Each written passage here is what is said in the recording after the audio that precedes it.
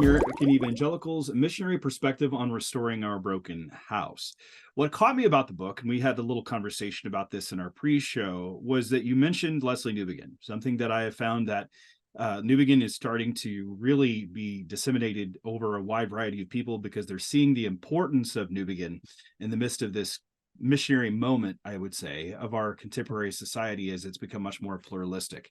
But why did you feel this book? I mean, why did you call it Hope for American Evangelicals, which I thought was very interesting and intriguing as a title?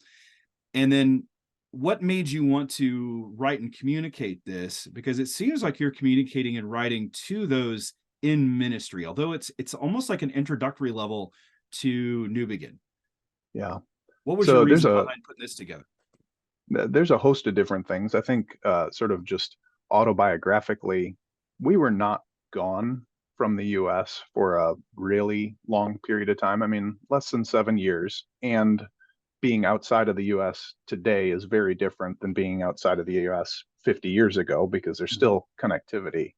But even so, we left in 2011 and came back in 2017. And that span of time had really created some dynamic shifts in not only the broader culture and political environment, but also within the church as people were starting to ask, in some ways, how did we get here and how do we respond?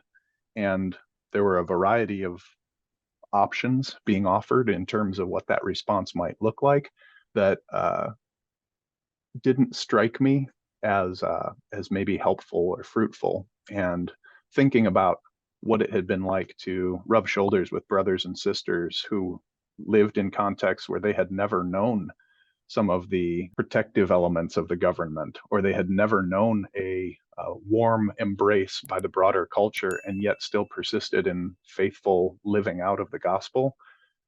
That perspective coming back and looking at some of my brothers and sisters who thought that, if we don't have this embrace by the culture, if we don't have the approval that perhaps we have enjoyed in previous generations, that somehow the church will not be able to function.